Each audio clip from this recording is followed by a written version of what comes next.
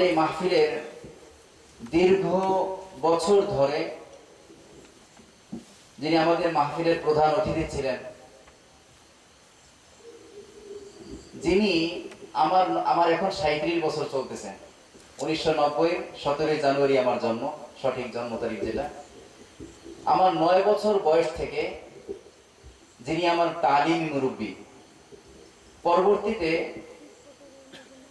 এই মুরব্বীর পরামর্শক্রমে আমার ঢাকা ঢালকানগরে ভর্তি হওয়া, ঢালকানগর পীর সাহেবের কাছে বায়াত হওয়া, পরবর্তীতে ঢালকানগর পীর সাহেব আমাকে এজাজত দিয়েছেন এবং এখানে পরবর্তীতে কয়েক বছর আগে হয়তো শেখ হুজুর আমাকে এজাজত দিয়েছেন। আলহামদুলিল্লাহ, বড়দের সুনজর। আসলে বড়দের সুনজর মানে আমি অনেক বড় হয়ে গেছি তা না, বড়রা কখনো কখনো সুনজর দিয়ে মানে পুরো বেঁধে রাখেন যেন আমরা পথভ্রষ্ট না হই, এবং তাদের ওই সিলসিলার উপরে যে আমরা কাজ করতে করতে ধীরে ধীরে বড় হয়ে যেন আমরা যেন কখনো ভুল পথে না যাই। এই যে যাদেরকে দাওয়াত দিই এখানে দেখবেন, খেয়াল আপনি এর আগে বলেছি, যাদেরকে দাওয়াত দিই সবাই কিন্তু আমার থেকে বড় আলেম। এই যে কথার কথা আজকে মাগরিব পরে যে আলোচনা করেছে মুফতি জাহিদ বিন সিরাজ, আমি ওনার ছাত্র হওয়ার যোগ্য। আমার থেকে বয়স মনে ওনার 1-2 বছর কম হবে, কিন্তু উনি এত বড় আলেম। আমি চেষ্টা করি বড় বড় আলেমদেরকে আনার। আপনারা গুরুত্ব, যিনি আগামীকালকে সকালে বয়ান করবেন ইনশাআল্লাহ, এই আলোচনাগুলো রসকস নাও পাইতে পারেন, বেশি একটা মজা পাইতে নাও পারেন, কিন্তু ইসলামের সঠিক বিষয়গুলো জানার জন্য এটা অনেক গুরুত্ব বহন করে। ইনশাআল্লাহ খুব চেষ্টা করবেন, কিছু না বুঝলেও বসবেন, কিছু না বুঝলেও। আমি যখন ঢালকানগর যাইতাম, বয়ান শুনতাম, প্রথম অনেক কিছু বুঝতাম না, এসা বেশক মানে আমার কাছে কেমন যেন লাগছে। একদিন তো একজনের কাছে জিজ্ঞেস করলাম যে ভাই হুজুরে একটা পেশাব পেশাব বলে, ওইটা কারণ লাগে। পরে সবাই আমাকে নিয়ে হাসতেছে। পরে মানে পেশাব বলে না, বলে বেশাক মানে নিঃসন্দেহে, মানে এগুলো কিছু বুঝতাম না। তো এরপরে চক্ষু বন্ধ করে শুনতাম। এখন তো রাস্তা দিয়ে যে হাইটেও যে হুজুর বয়ান করে আমি বুঝতে পারবো, তখন বুঝতে পারতাম না। তো এই যে এখানে আলোচনাগুলো হয় না, এগুলো কি হয় না হয় তা না, বোঝেন না তারপর বসে থাকেন, কিচ্ছু বোঝেন না বসে থাকেন।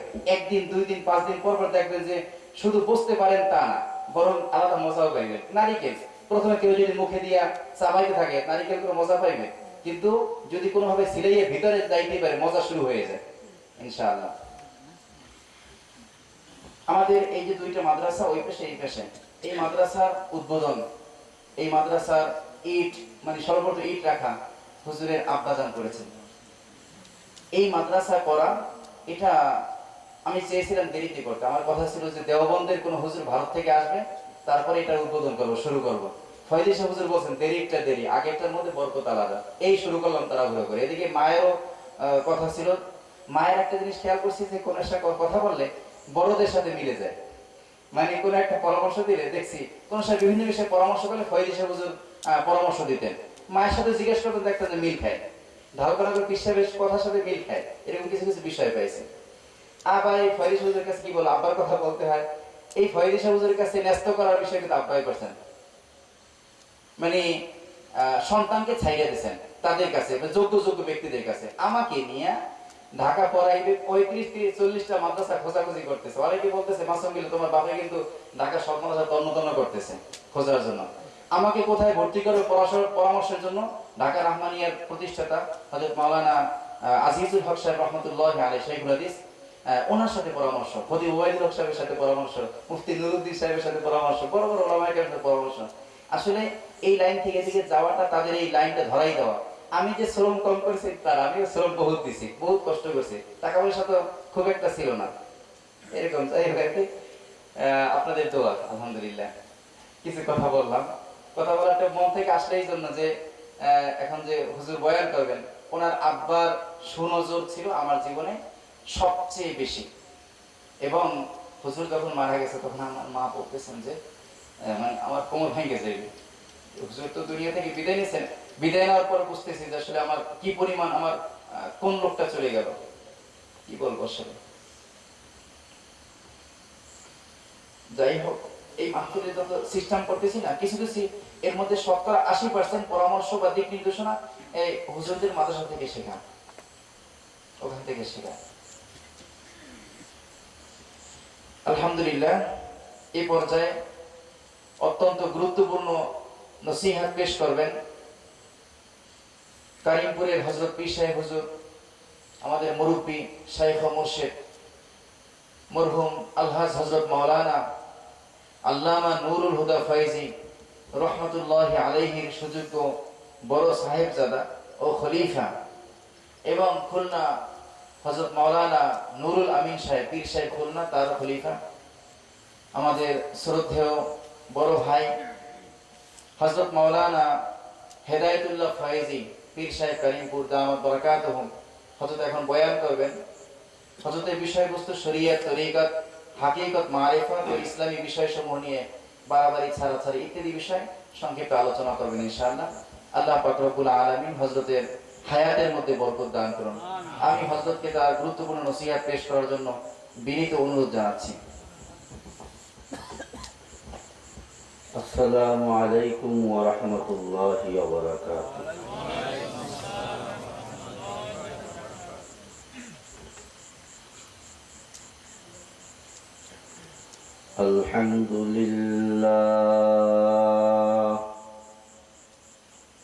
আলহামদুলিল্লাহি নাহমাদুহু ওয়া নাস্তাঈনুহু ওয়া নাস্তাগফিরুহু ونؤمن به ونتوكل عليه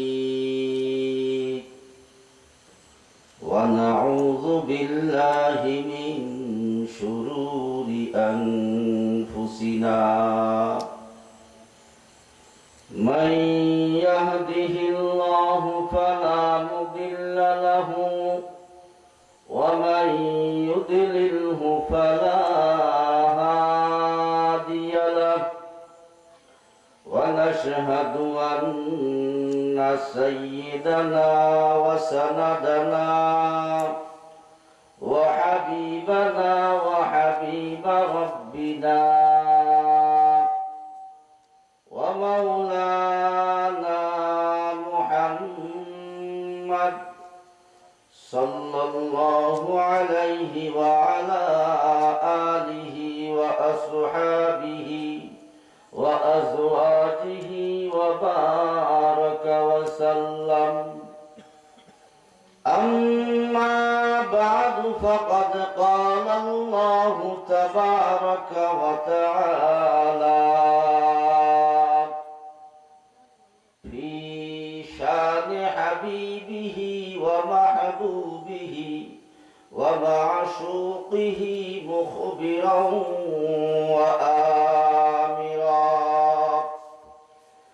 أعوذ بالله من الشيطان الرجيم. بسم الله الرحمن الرحيم.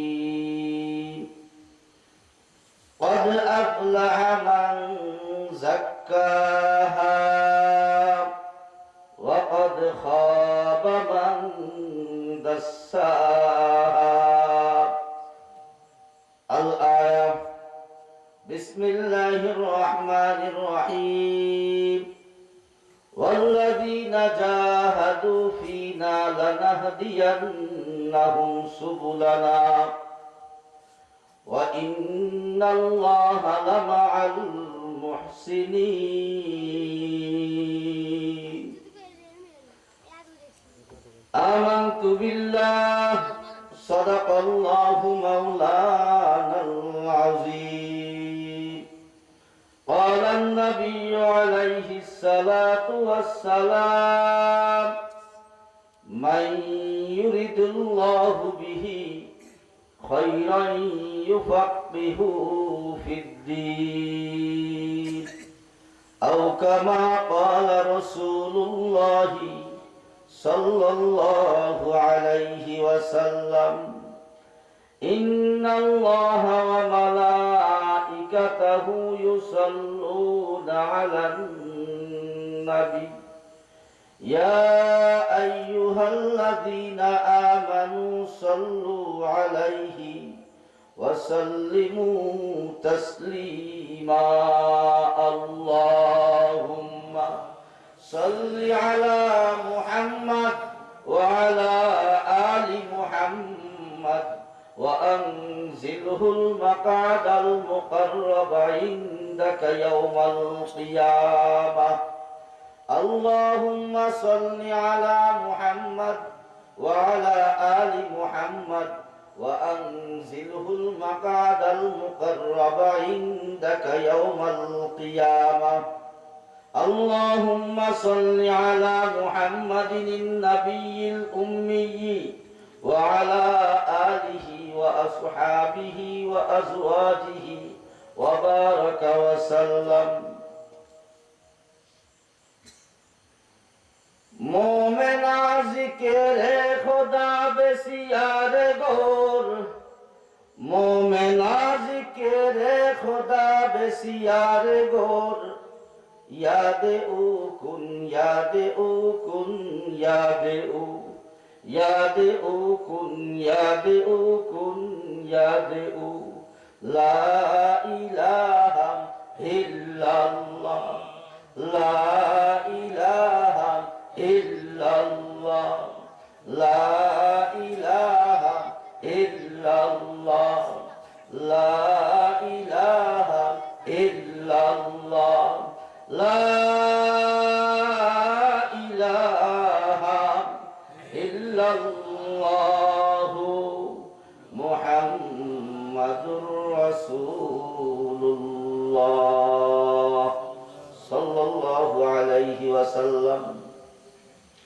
آمنت بالله صدق الله مولانا العظيم وصدق رسوله النبي الكريم ونحن على ذلك من الشاهدين والشاكرين والحمد لله رب العالمين. সবাই বলি আলহামদুলিল্লাহ আলহামদুলিল্লাহ। আল্লাহ রাব্বুল আলামিন আমাদেরকে এই কদমতলা মাদ্রাসায় হুজ্জাতুল ইসলাম মাদ্রাসার উদ্যোগে 3 দিন ব্যাপী ইসলাহি মাহফিল ও ওলামা সমাবেশের আয়োজিত মাদ্রাসার উদ্যোগে আয়োজিত আজকের এই গুরুত্বপূর্ণ ইসলাহি প্রোগ্রামের দ্বিতীয় দিনের শেষ অধিবেশন। আল্লাহ রাব্বুল আলামিন আমাদেরকে আসার মতো বসার মতো বয়ান করার মতো বয়ান শোনার মতো আল্লাহ রাব্বুল আলামিন আমাদেরকে তৌফিক দান করেছেন। এজন্য সবাই শুকরিয়াতান বলি আলহামদুলিল্লাহ। আরো জোরে বলি আলহামদুলিল্লাহ। এই মাহফিল এটা আসলে অত্যন্ত গুরুত্বপূর্ণ মাহফিল। গতানুগতিক যে রেওয়াজের মাহফিলগুলো হয় সেই মাহফিল আর এই হুজ্জাতুল ইসলামের মাহফিল এক সম্পূর্ণ ব্যতিক্রম। হয়তোবা ঢাকা ছাড়া আর আমাদের এই বরিশালে কওমি ঐক্য পরিষদের একটা প্রোগ্রাম হয়েছিল, ইহা ছাড়া আর এই গ্রাম পর্যায়ে কোনো মাহফিলের প্যান্ডেলের ফ্যান আছে? জোরে বল আছে? ব্যতিক্রম কিনা জোরে বল। এবং এখানে যে আলোচনা খুব চমৎকার আলোচনা, আসলেই খুব চমৎকার, অত্যন্ত মূল্যবান। যে মূল্যবান, এত মূল্যবান যেটা আমি আমার ভাষায় প্রকাশ করতে পারি। আর এই আলোচনা গুলো যদি আমরা শুনি এবং আমল করার চেষ্টা করি, আল্লাহ রাব্বুল আলামিন এই আলোচনার মাধ্যমে আপনার আমার দুনিয়ায় শান্তি, আখিরাতে মুক্তি সম্ভব ইনশাআল্লাহ। আমরা কি আলোচনাগুলো শুনে ধরে রাখার চেষ্টা করব তো ইনশাআল্লাহ? জোরে বলেন ইনশাআল্লাহ। চেষ্টা করব তো ইনশাআল্লাহ। তবে হ্যাঁ, ইবতিদা মুশকিল হয়, ইন্তেহা মুশকিল নেই। কাবিলিয়াত শর্ত নিস, কবুলিয়াত শর্ত। শুরু করাটা একটু কষ্টের, যখন একবার শুরু হইয়া যায়, ইখলাসের বুনিয়াদে যখন চলতে থাকে, সেটা কিন্তু আর বন্ধ হয় না। যেভাবে ইখলাসের বুনিয়াদ গড়েছিলেন উজানির কারি ইব্রাহিম সাহেব রাহমাতুল্লাহি আলাইহি,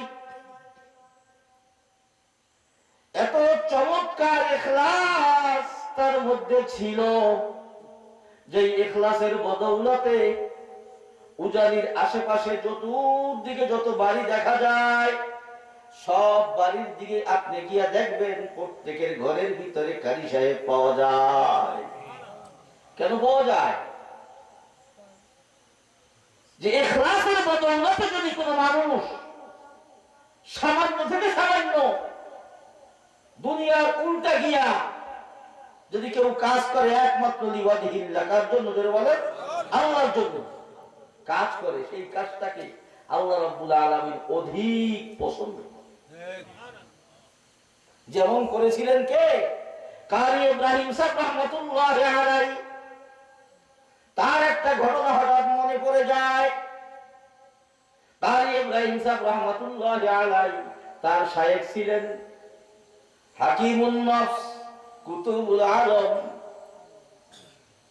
রশিদ আহমদ গঙ্গুহি রাহমাতুল্লাহি আলাইহি, যাকে কুতুবুল আলম বলা হয়, হাকিমুন নফস বলা হয়, আরো অনেক তার লকব টাইটেল ছিল। সেই রশিদ আহমদ গঙ্গুহি রাহমাতুল্লাহি আলাইহি কারি ইব্রাহিম সাহেব রাহমাতুল্লাহি আলাইহিকে বলে যে ইব্রাহিম, তুমি যাও, তোমার বাংলাদেশে গিয়ে তুমি এই দ্বীনের খেদমত করতে থাকো, ইলমে তাসাউফের খেদমত করো।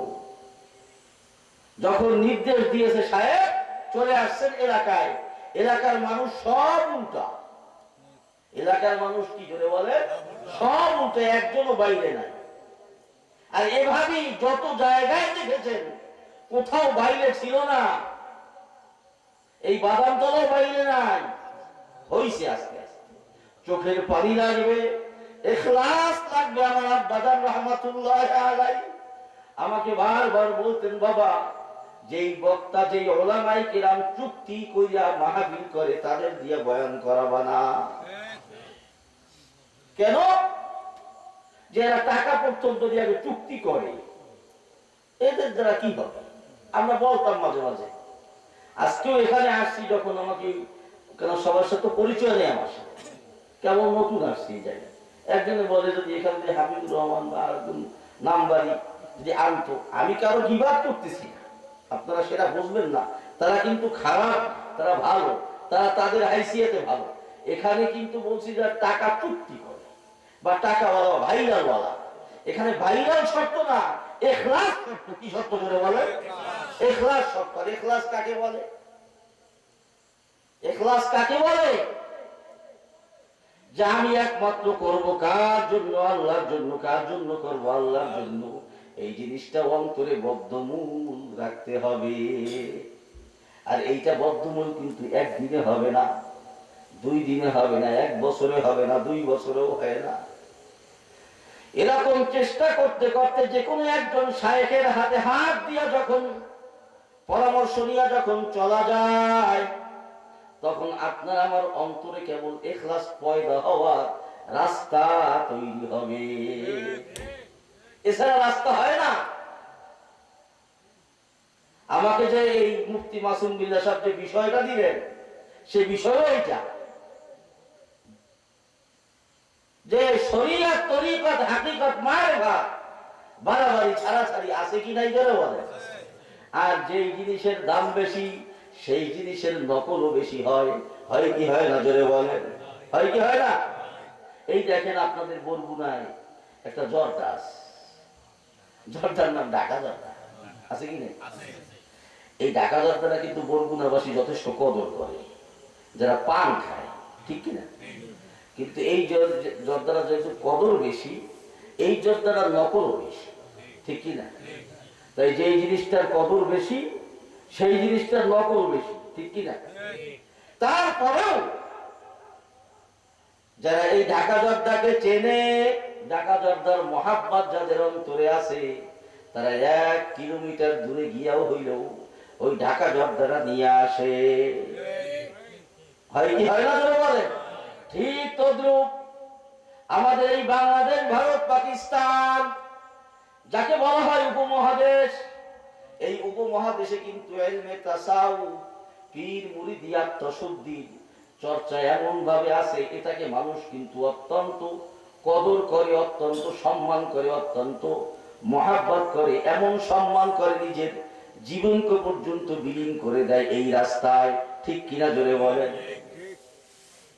যখন মানুষ এর পিছনে ছুটে, তখন কিছু নকল লোক এই বাজারে আসে, আসে কি আসে না?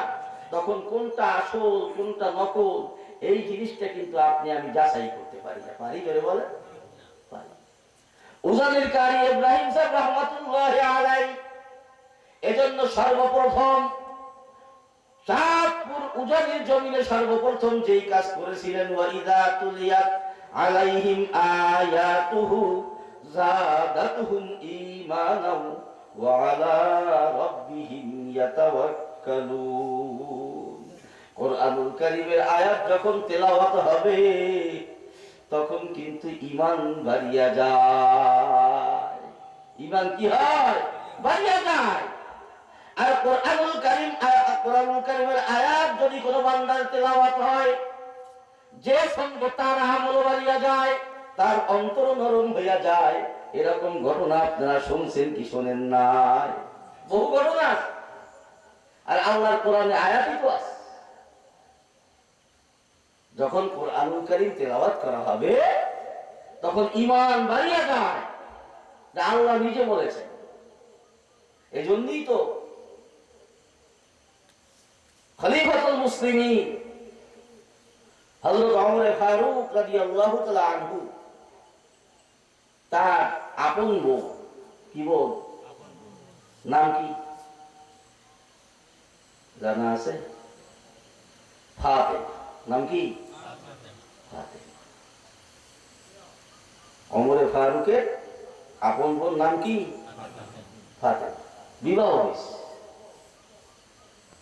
স্বামীর নাম দেব? যাই হোক, লম্বা ঘটনা। তো ওমর ফারুক রাদিয়াল্লাহু তাআলা আনহু ইসলাম গ্রহণ করে নাই। কাফেরদের সর্দার ছিল। কি ছিল? কাফেরদের সর্দার ছিল। এক কথায় সে বাড়ি থেকে বের হয়েছে আবু জাহেল, আবু লাহাব, উতবা, সাইবা কাফেরদের সর্দারদের নির্দেশে বাড়ি থেকে বের হয়েছে মুহাম্মাদের কল্লা নিয়ে আসবে। নাউজুবিল্লাহি মিন যালিক। মুহাম্মাদের কি নিয়ে আসবে? কল্লা নিয়ে আসবে। এই নিয়ত করে বাড়ি থেকে বের হয়েছে। পথিমধ্যে সাহাবায়ে কেরামের সঙ্গে দেখা, যারা কেমন ইসলাম গ্রহণ করছে তার ভিতরে একজন সাহাবী, হে মুহাম্মদ কই, এ ওমর কই যাও? আমি মুহাম্মাদের কল্লা আনতে চাই। নাউজুবিল্লাহ। তো তুমি মুহাম্মাদের কল্লা কিসের জন্য আনবে? তা আমি মুহাম্মাদের কল্লা, মুহাম্মদ নতুন ধর্ম মক্কায় আবির্ভাব ঘটিয়েছে, যে কারণে মক্কার মানুষেরা ঝাঁকে ঝাঁকে মুহাম্মাদের পিছে ছুটতেছে। এই জন্য মুহাম্মাদকে ঠেকাইতে হবে, আর ঠেকাবার সুরাত ওকে ভারী বাজাইতে হবে। নাউজুবিল্লাহ। এই জন্য আমি মুহাম্মাদের কল্লা আনতে চাই, গর্দান আনতে চাই। যাই হোক, লম্বা ঘটনা। যেই জিনিসটা আপনাদেরকে বুঝাইতে চাচ্ছে, এখন ওই সাহাবী হযরত ওমরকে বলতেছে, হে ওমর, তুমি যেই ব্যক্তির কল্লা আনতে যাও, আগে তোমার নিজের ঘর সামলাও, তারপর তার কাছে যাও। তোমার বোন আছে না, বোন ভগ্নিপতি, তারা তো দুজন মুহাম্মাদের হাতে ইসলাম গ্রহণ করছে, তাই না? হ্যাঁ, তুমি তাদেরকে আগে ফিরাও, তারপর মুহাম্মাদের কাছে। এখন যাই হোক, হযরত ওমর আর মুহাম্মাদুর রাসূলের কল্লা আনতে আর যায়, সে ওই বোনের বাড়ির দিকে রওনা দিয়েছে। এখন বোনের বাড়িতে যাওয়ার পরে যখন দরওয়াজার সামনে যখন দাঁড়াইল, তখন তার বোন, তার ভগ্নিপতি, হযরত ওমরের বোন, হযরত ওমরের ভগ্নিপতি দুজন কোরআনুল কারীম তেলাওয়াত করছে। কি তেলাওয়াত করতেছে? হামিম, এই আয়াত তেলাওয়াত করতেছে, এই সূরা তেলাওয়াত করতেছে। তখন মুফাসসিরিনে কেরাম কিতাবের ভিতরে লেখে, যখন হযরত ওমর তার বোনের কোরআনুল কারীমের আয়াত যখন তেলাওয়াত শুনে, তখন আল্লাহর পক্ষ থেকে হযরত ওমরের প্রতি রশির মতো রহমতের দৃষ্টি বর্ষণ হইতেছে। এটা হইল কোরআনুল কারীমের আয়াতের কারিশমা। কোরআনুল কারীমের আয়াত যদি কোনো হিন্দু, বৌদ্ধ, খ্রিস্টান যারা মুসলমান না, তাদের কানেও যদি কোরআনুল কারীমের আয়াত শুনান, আমার মন বলে কোরআনুল কারীম কারেন্ট। কি যদি বলেন কারেন্ট ধরে ফেলবে, যেমন ধরেছে হযরত ওমরকে, যেমন ধরেছে চাঁদপুরবাসীকে। হযরত কারি ইব্রাহিম সাহেব রহমাতুল্লাহি আলাইহি আছেন, ভারত থেকে আসছে কোথায়? চাঁদপুর উজানিতে, নিজের বাড়িতে এলাকার মানুষকে কোরআনুল কারীমের তালিম দিয়েছে। আর কোরআনুল কারীম হলো সবচাইতে শ্রেষ্ঠ গ্রন্থ এবং তাসাউফের সর্বপ্রথম গ্রন্থ, শ্রেষ্ঠ গ্রন্থ, শ্রেষ্ঠ কিতাব। এর সামনে আর কোন কিতাব নাই। এজন্য যারা বলি, এই যে দেখেন আমাদের দেশে যত পীর মুরিদি চলতেছে, যে বিষয়টা আমাকে দেশে বিষয়টা সম্পর্কে কিছু বলতে হবে। আমাদের পাক ভারত উপমহাদেশে কোরআন এবং হাদিসকে সামনে রেখে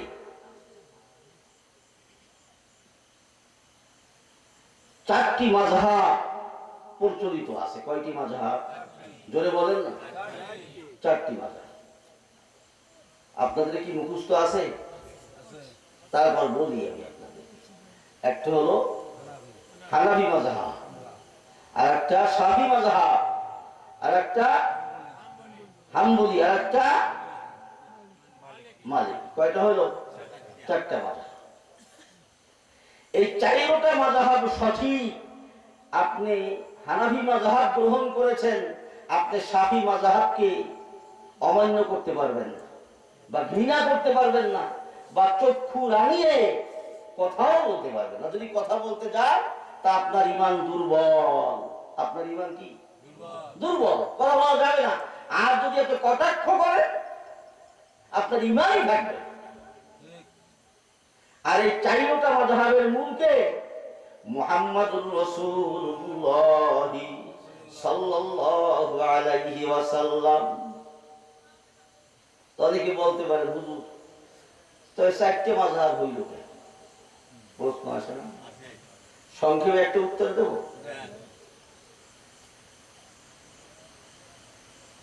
সংক্ষেপে উত্তর হবে, একটা অন্ধ, কি জোরে বলেন? অন্ধ। তাকে আপনি হাতির কাছে যদি নিয়ে যান, তা অন্ধ কিন্তু হাতির যদি পাও ধরে, তা মনে করবে হাতিরে খাম ধরবে, ঠিক কি না? অন্ধ যদি হাতির কান ধরে, তা মনে করবে হাতিরে কুলের মতো, কিন্তু সে তো অন্ধ, সে তো চোখে কিছু দেখে না, ঠিক কি না? এইভাবে অন্ধ যেই সাইড ধরবে, মনে করবে হাতিরে মনে হয় এইরকম। কিন্তু আসলে যখন অন্ধকে যদি কেউ চক্ষু লোকে প্রশ্ন করে, হে অন্ধ, হাতিটা কেমন? তো বলবে কুলার মতো, বা খাম্বার মতো, বা বলো গ্রামের মতো। এক একজনে এক একটা উত্তর সে দিবে। আর আসলে যে আপনি আমি চক্ষুওয়ালা, আসলে অন্ধ যে কথাটা বলছে হাতি কুলার মতো, হ্যাঁ, এই চারটা বিষয়ে যে হাতি বললো, পাঁচটা বিষয় বললো, এই পাঁচটা বিষয়ের সমন্বয় হইল কি? হাতি। ঠিক কি না? ঠিক তো দ্রুপ। এই যে দেখেন মাযহাব, চারটা মাযহাব, চারটা মাযহাব মূলত মুহাম্মাদুর রাসূলুল্লাহ সাল্লাল্লাহু আলাইহি ওয়াসাল্লাম থেকে আসছে।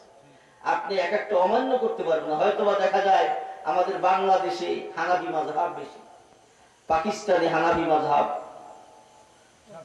কিছু বেশি কিছু কম, বা শাফি মাযহাব আছে। আবার যারা মক্কা মদিনায় গেছেন, ওখানে সব মাযহাবের লোক আছে, ঠিক কি না? এবং মক্কা মদিনায় সকল মাযহাব অনুযায়ী চলা, যে যে মাযহাব, কোনো ঘৃণা নেই। আছে যারা মক্কা মদিনায় গেছে ঘৃণা করা হয় যে শাফি মাযহাব করো, যে যে মাযহাব করা যাবে, কোনো সমস্যা না, কিন্তু ঘৃণা করা ঠিক তদ্রুপ। চার মাযহাবকে আপনারা আমার যে কোনো একটা মানতে হবে।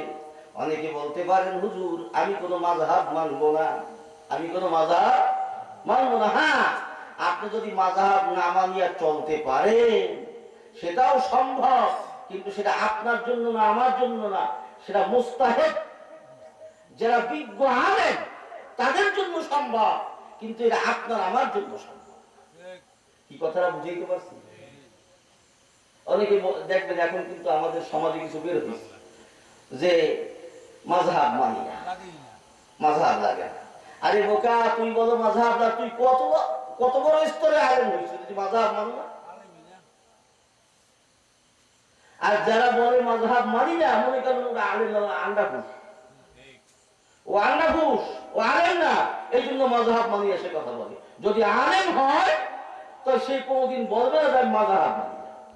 সে আর বলবে আমি মাযহাব অনুযায়ী চলবো, মানুষকে চালাবার জন্য চেষ্টা করবো। ঠিক তদ্রুপ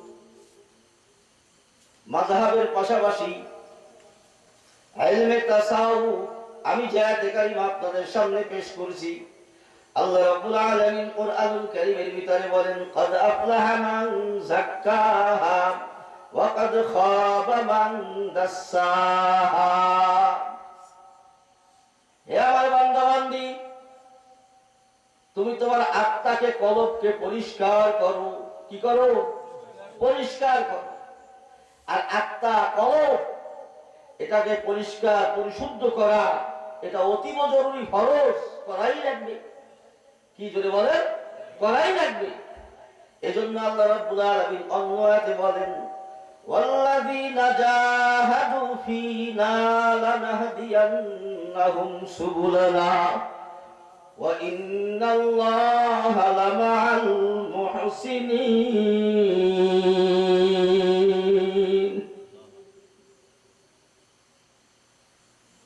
যারা আল্লাহকে পাওয়ার জন্য, আল্লাহর রাস্তায় চলার জন্য মেহনত থেকে মেহনত বেশি করবে, চেষ্টা করবে, মুজাহাদা করবে, এই চেষ্টা করার পরে আল্লাহ রাব্বুল আলামিন তার দিকে তাকাইয়া রইছে, ওই বান্দা কি পরিমাণ চেষ্টা করেছে আমি দেখতেছি। আল্লাহ রাব্বুল আলামিন ওই বান্দা বান্দিকে ওয়াদা করেছেন, ওয়াল্লাযীনা জাহাদু ফীনা লানাহদিয়ান্নাহুম সুবুলানা ওয়া ইন্নাল্লাহা লামাআল মুহসিনিন। ওই বান্দা বান্দিকে আমি তার রাস্তা দেখাইয়া দেব। সবাই বলি সুবহানাল্লাহ। চেষ্টা করতে হবে কার? আমাদের। আমরা যদি চেষ্টার মতন চেষ্টা করতে পারি, আল্লাহ তাআলা ওয়াদা করেছেন আমাকে আল্লাহ রাস্তা দিবেন। এখন যে চেষ্টার মধ্যে যদি আমার ত্রুটি থাকে, তা আল্লাহ রাস্তা আমাকে দেখাবে না। এখন চেষ্টা করিয়া আমি গেছি কোথায়? আটরশি। কোথায় গেছি? আটরশি, ফরিদপুর, খাজাবাদ। ওখানে গেলে মাওলারে পাওয়া যাবে না, ওখানে গেলে শয়তানকে পাওয়া যাবে, ওখানে গেলে আবু জাহেলের বংশধরকে পাওয়া যাবে। যদি আপনি যান ঢাকার ফার্মগেট, কুতুববাগ বন্দরের কাছে যদি যান, ওখানে গেলে শয়তান পাওয়া যাবে, আল্লাহকে পাওয়া যাবে না।